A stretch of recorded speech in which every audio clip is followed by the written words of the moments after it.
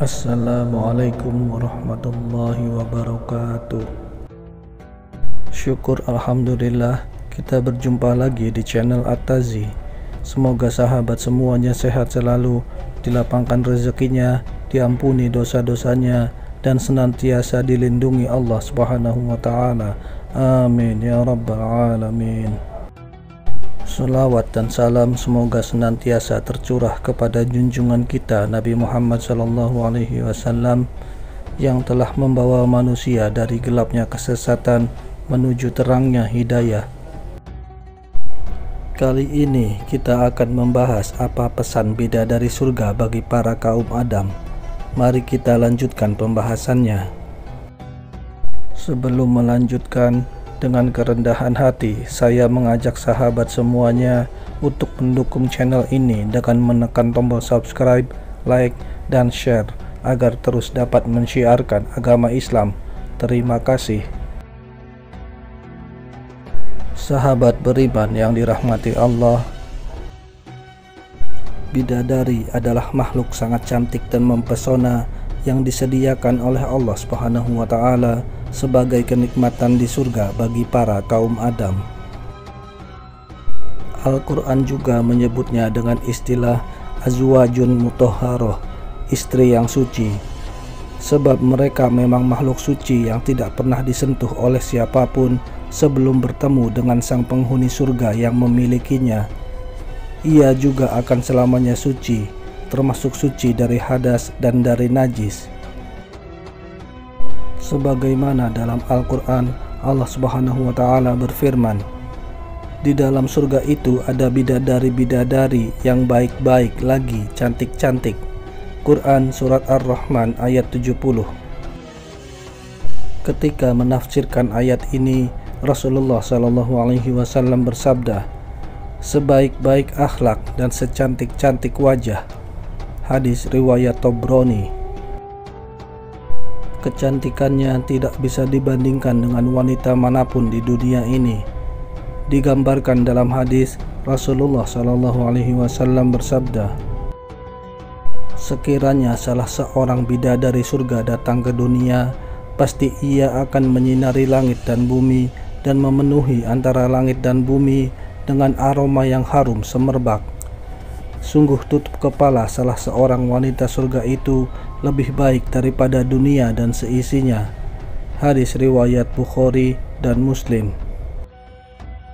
Ternyata kecantikan bidadari surga pernah ditampakkan kepada hamba yang soleh, dan bidadari tersebut pun menyampaikan pesan. Apakah itu? Allah sengaja membuat hambanya yang soleh agar bertemu dengan bidadari dalam mimpinya. Hal itu dimaksudkan untuk mengirimkan pesan kepada hamba-hamba yang lain cara mendapatkan kenikmatan bertemu dengan bidadari. Lalu apakah pesan tersebut?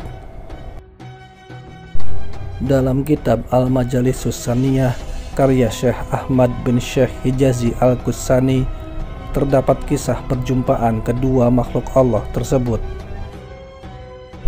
Dari riwayat Sabit At-Taglibi, ia berkata, ayahku termasuk orang yang selalu bangun untuk menghidupkan malam. Ayahku berkata, di suatu malam aku bermimpi melihat seorang perempuan yang sangat cantik, yang sangat berbeda dengan wanita di dunia. Aku katakan kepadanya, siapakah kamu? Perempuan jelita itu pun menjawab, aku adalah salah satu makhluk yang bernama Haura Amatillah atau bidadari. Kemudian si hamba ini pun bertanya tentang kemungkinan dirinya untuk meminang perempuan tersebut.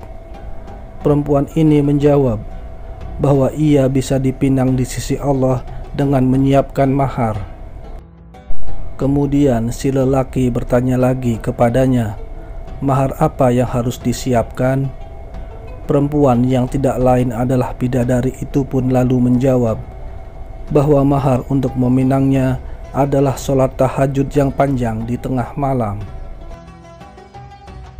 Dari kisah ini dapat kita simpulkan bahwa sholat tahajud mempunyai keutamaan dan manfaat yang sangat luar biasa. Bukan hanya hajat yang dapat dikabulkan ketika kita sungguh-sungguh meminta dalam waktu tahajud ini, ternyata juga Allah akan menghadiahkan bidadari surganya. Bayangkan betapa bahagianya bila bisa mendapatkan bidadari surga yang akan mendampingi. Bidadari ini suci dan tidak pernah tersentuh oleh siapapun. Masya Allah. Sholat tahajud ini merupakan sholat yang istimewa.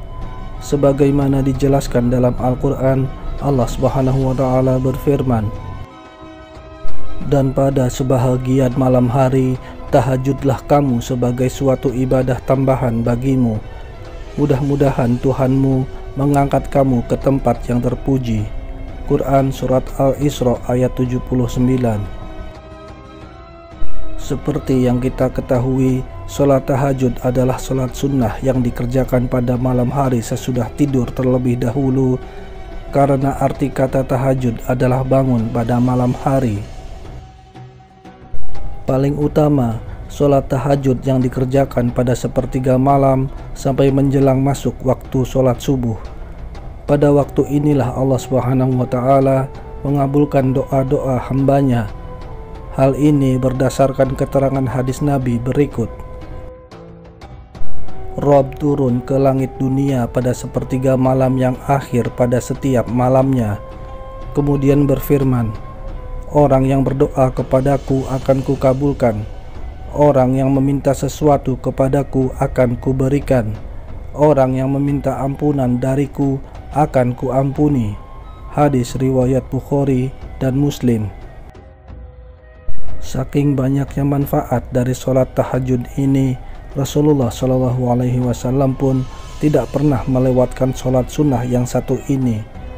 Rasulullah yang dosa-dosanya sudah diampuni pun masih tetap melaksanakan sholat tahajud, bahkan hingga kakinya bengkak. Diriwayatkan oleh Aisyah radhiyallahu anha, Nabi SAW mengerjakan sholat malam hingga bengkak kedua telapak kaki beliau.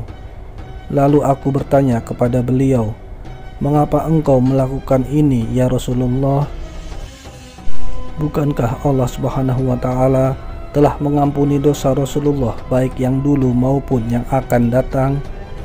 Rasulullah SAW menjawab, "Tidak bolehkah aku menjadi seorang hamba yang banyak bersyukur?" Hadis riwayat Bukhari dan Muslim. Bagaimana dengan kita? Sudah istiqomah belum mengerjakan sholat tahajud ini? Lalu manfaat selanjutnya yang harus kita ketahui dengan mengerjakan sholat tahajud ini adalah ternyata juga akan membuat ketampanan dan kecantikan secara lahir dan batin. Hal ini sebagaimana dijelaskan dalam hadis, Rasulullah SAW pernah bersabda bahwa orang yang melaksanakan sholat tahajud, wajahnya akan terlihat tampan dan cantik di siang harinya. Hadis riwayat Ibnu Majah. Itulah pesan yang disampaikan bidadari surga untuk para kaum Adam. Jika ingin menikahi bidadari, tidak usah repot-repot menyiapkan uang dan mahar dalam berbagai bentuk. Cukup dengan memperpanjang sholat tahajud di waktu malam. Tidak hanya itu, sangat banyak manfaat dan keutamaan sholat tahajud itu sendiri. Wallahu a'lam bishawab. Demikian yang bisa saya bagikan, semoga bermanfaat bagi sahabat semua. Wassalamualaikum warahmatullahi wabarakatuh.